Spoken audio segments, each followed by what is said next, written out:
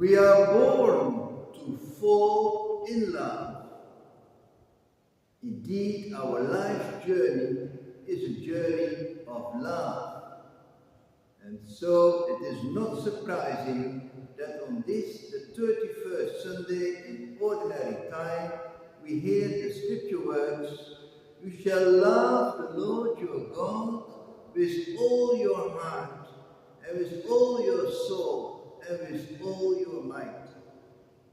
And truly, from Old Testament times up till New Testament times, it is all about love.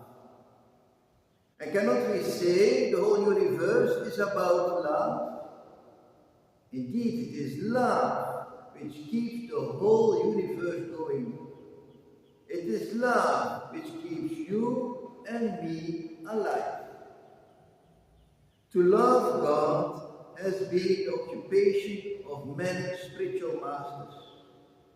And through meditation and contemplation, they have reached great heights. Experiences which help us to follow in their footsteps. In his book, The Living Flame of Love, St. John of the Cross tells us that love unites the soul with God. We have been taught that God is everywhere, and from experience, St. Augustine taught us God is also within us. He said, "I was outside, and it was there that I searched for you, but you were within me." St. John of the Cross throws more light on this by stating that the center of the soul is God. And when the soul has attained to Him, according to the whole capacity of its being, it will have reached the last and deep center of the soul, which will be when all with all its powers, its loves, understands and enjoys God. To love God with all your powers, that is what we are already told in the book Deuteronomy. And we hear again in the Gospel according to Mark. Many have reached a love union with God, and they are ready to share their experience, like having reached God through love at the center of my soul is crystal clear and pure, filled with such an abundance of light that my soul appears to be light itself. No wonder that we profess of Jesus Christ, God from God, light from light. The saints too, whom we celebrated last Friday, are light till the extent that they loved God and washed their sins in the blood of the Lamb. You might wonder if this concentration of your love of God in your soul does not make you self-centered. But did not we learn that God is everywhere?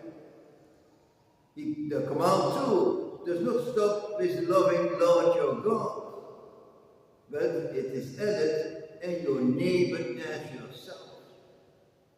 The same God we love, we find also in our neighbor. I was thirsty, and you gave me to drink. I was in prison, and you came to visit me. We surely have different degrees of love, so that not all will reach God in the deep center of their soul, although still close to Him. These different levels of being close to God we experience already when we fall in love. If the love between the lover and the beloved is strong, you might be able to grow deep in love. Your love then becomes a flame of love. A flame burns away all what is not like it, and this till the extent that the flame continues to purify its object till it becomes a flame itself, spreading light and warmth. Indeed, the same flame which is sweet when you are lovingly united is wounding and hurting when your love is still selfish and imperfect. Many couples have already divorced because of the wounding and hurting love they experience from their partners, not knowing that love has to grow. After falling, you stand up with pain and blood on your legs. Through perseverance, you will walk brisk and upright. After falling in love with your beloved, you may feel the bruises and slaps, but persevere. The wound of love will turn into sweetness when lovingly united. It is easy to say, I love, but from where your love? It is not yours, neither do you possess it. Your love is from God, who is love. Your love is a gift from God, who is calling you back to himself, and love is the way. Indeed, so great is our God that he even provides for us the way through which we come to him. We can say that our life is a drama of love played out. The power of love is so strong that nobody can escape. It is like the force of gravity which keeps us all firmly standing on the earth. But is the force of gravity pulling us down to earth? The force of love is lifting us up into the arms of the beloved. And so let us listen once more to St. John of the Cross in his canticle of love. Where have you hidden yourself and abandoned me in my groaning, O my beloved? In search of my love, I will go over mountains and strength. Oh, who can heal me? Why, after wounding this heart, have you not healed it? Quench my troubles, for no one else can soothe them.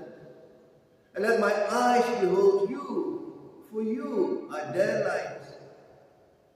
Beneath the apple tree, there were you betrothed. There I gave you my hand, and you were redeemed. In the serene night, with the flame that consumes and gives no pain.